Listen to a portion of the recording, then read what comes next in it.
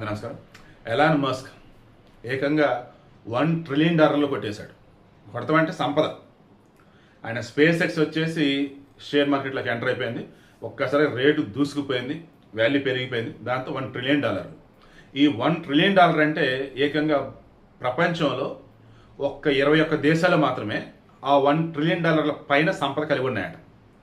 Remaining అన్ని దేశాలు కూడా ఈ $1 ట్రిలియన్ కన్నా తక్కువ ఆదాయం మాత్రం కలిగి ఉన్నాయట. ఓకేనా? అలా చూసినప్పుడు ఆయన పుట్టింది సౌత్ ఆఫ్రికా.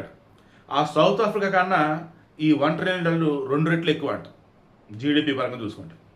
సో ఈ $1 ట్రిలియన్ ఈరోజు, దీనికి ముందు ఆయన సంపద వచ్చేసి 94 లక్షల కోట్లు ఎంతకో వెళ్ళే, ఈరోజు 96 లక్షల కోట్లు.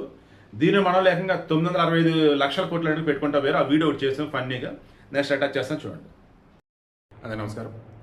949,50,000 కోట్లు. ఇది ఎలాన్ మస్క్ సంపద అని చెప్పేసి సోషల్ మీడియా ట్రోల్ అవుతుంది. నేను కౌంట్ చేసుకుంటే వెళ్ళా, అది 94,50,000 కోట్లే.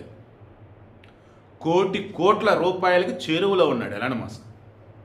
ఈ జనరేషన్ పిల్లలని అబ్జర్వ్ చేశాను. ట్రోలింగ్ చేసేవాళ్ళు, మీమ్స్ చేసేవాళ్ళు సూపర్ క్రియేటివిటీ, టెక్నికల్ చాలా స్ట్రాంగ్. బట్ పాపం వాళ్ళు కొన్ని లెక్కలు తెలియకపోవడం, కొన్ని పదాలు ఒత్తులు రావట్లేదు ఈ మధ్య. దానివల్ల వెనకాల ట్రోల్ అవుతున్నదే పెట్టలే. ఎవరు మమ్మీ వీడు, అసలు లక్ష్మీదేవి అంటే ఎవరో తెలుసా, ఏంటి ఎట్లా ఉన్నాడు వీడు, మనిషా ఏలినా అని, లేకపోతే ఏంటి అసలు సంపద. అత్యధికంగా ఉన్న సంపద టెస్లాలో ఉంది. ఓకే, ట్విట్టర్ని ఎక్స్గా మార్చాడు. వీళ్ళు చెప్పుకుంటూ పోతే భవిష్యత్తులో డబ్బు ఎలా సంపాదించవచ్చు ఏంటి అనేది ముందు ఆలోచించి ఎఫర్ట్స్ మీద ఎఫర్ట్స్ పెట్టి ఆ రకంగా సంపాదించాడు. అండ్ ఇతనికి భార్యలు కూడా చాలామంది ఉన్నారు, పిల్లలు కూడా చాలామంది ఉన్నారు. దాన్ని వీళ్ళకి పుట్టినటువంటి ఒక బాబే అమ్మాయికి ఆపరేషన్ చేసుకుని వెళ్ళిపోయాడు. ఆ తర్వాత పాపం ఇతను కూడా చాలా బాధపడ్డాడు. మన ఎలాన్ మస్క్ అయినా చాలా బాధపడ్డాడు. ఏమని, ఎవరో కుట్ర పని నా కొడుకుని అలా అమ్మ ఆడపిల్లగా మార్చారని. ఇంకా అదంతా జరిగిపోయింది, అయిపోయింది. సో ఇప్పుడు విషయం ఏంటి, కోట్లకు చేరువలు ఉన్నాడనమాట.